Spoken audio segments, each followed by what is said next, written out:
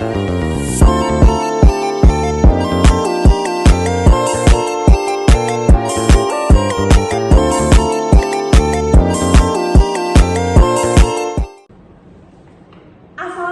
warahmatullahi wabarakatuh. Selamat datang di podcast terbaru kami tentang perekonomian Indonesia. Saya Kak Februari sebagai moderator. Saya ditemani oleh teman-teman saya sebagai narasumber. Di sini ada Feby. Halo, saya Febiani Septrianti sebagai narasumber. Di sini juga ada Rama.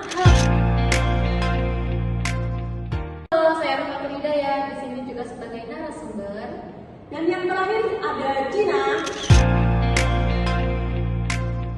Halo, saya Dina Agustin. Di sini saya sebagai narasumber.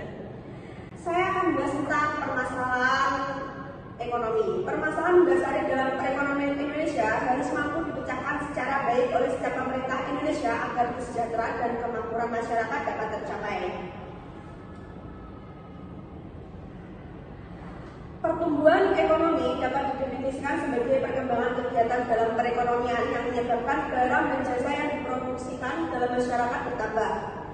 Dan di sini juga ada masalah pertumbuhan. Masalah pertumbuhan ekonomi dapat dipandang sebagai masalah makroekonomi dalam jangka panjang dari suatu periode ke periode lainnya. Kemampuan suatu negara untuk menghasilkan barang dan jasa akan meningkat. Kemampuan yang meningkat disebabkan karena faktor-faktor produksi akan selalu mengalami pertambahan dalam jumlah dan kualitasnya. Nah, di sini saya akan tanya-tanya ke teman saya.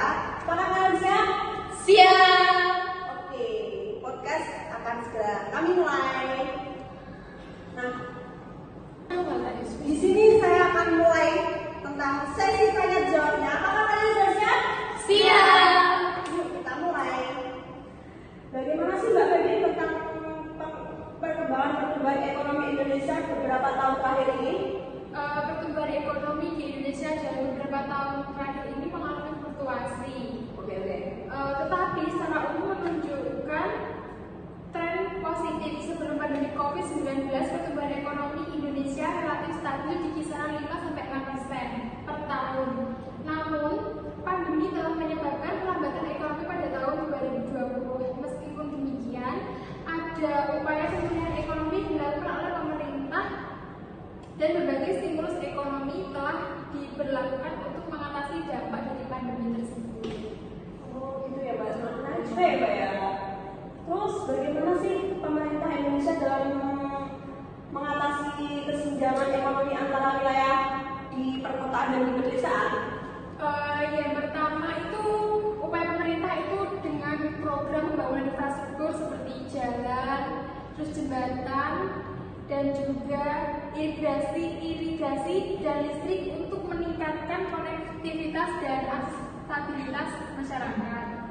Terus yang kedua ada program pemberdayaan ekonomi, yaitu melalui program-program seperti Program Nasional Pemberdayaan Masyarakat atau disebut juga PNPM, dan program subsidi bantuan sosial berupa program keluarga harapan dan bantuan langsung tunai atau disebut dengan BLT.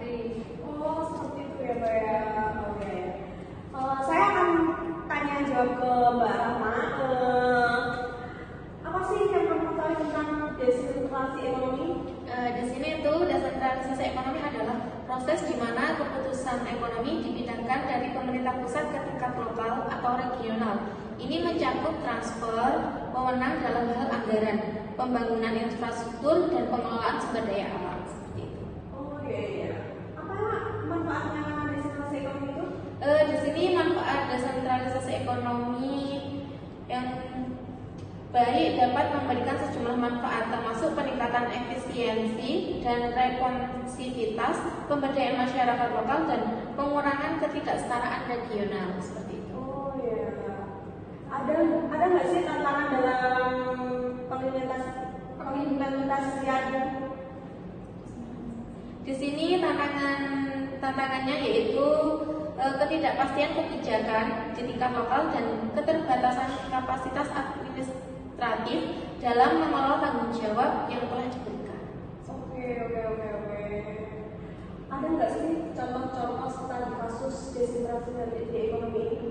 Contohnya studi kasus dari berbagai negara seperti Indonesia dan Brazil menunjukkan berbagai pengalaman dalam mengimplementasikan desentralisasi ekonomi dan meningkatkan tata kelola pemerintah seperti itu. Oh iya, oke Mbak. Dan saya selanjutnya akan tanya kepada Mbak Dina, apakah pernah terjadi krisis ekonomi global di Indonesia?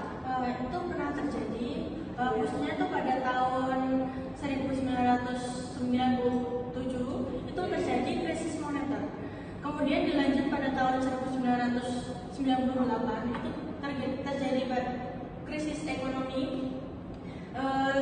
Krisis ini terlanjut dari krisis tersebut dari krisis moneter. Kemudian banyak perusahaan dan penurunan nilai tukar uang yang Terus pendapatan negara juga mengalami pengurangan. kemudian nilai rupiah menurun. Nilai tukar rupiah itu menjadi menurun akibat dari krisis ekonomi tersebut.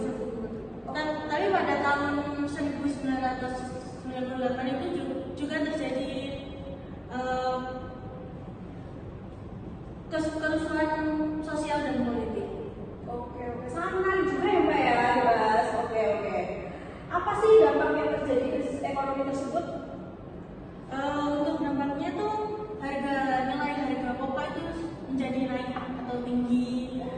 Kemudian banyak perusahaan yang bangkrut.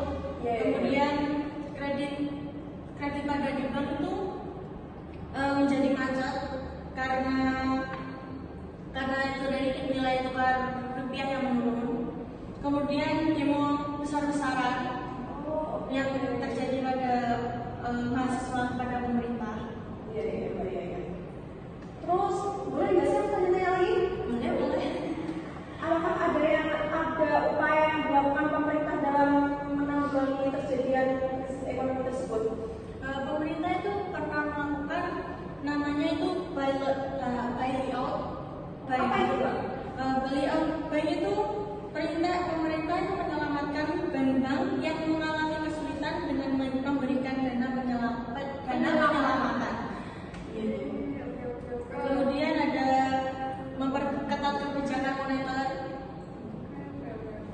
Mungkin ada yang mau nambahin? Ya, saya menambahkan upaya pemerintah itu dengan kebijakan fiskal di mana pemerintah mengurangi pengeluaran dan menaikkan pajak untuk mengatasi defisit anggaran. Kemudian salah satu upaya dilakukan lagi yaitu pengunduran Presiden Soeharto.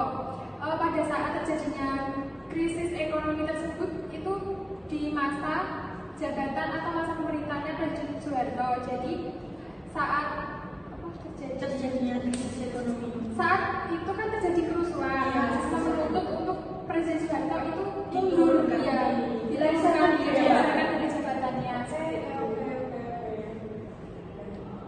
Oke, terima kasih kepada teman-teman narasumber kami. Terima kasih tentang materi-materi yang telah disampaikan ke podcast kami. Oke, selamat jumpa kembali. Oke.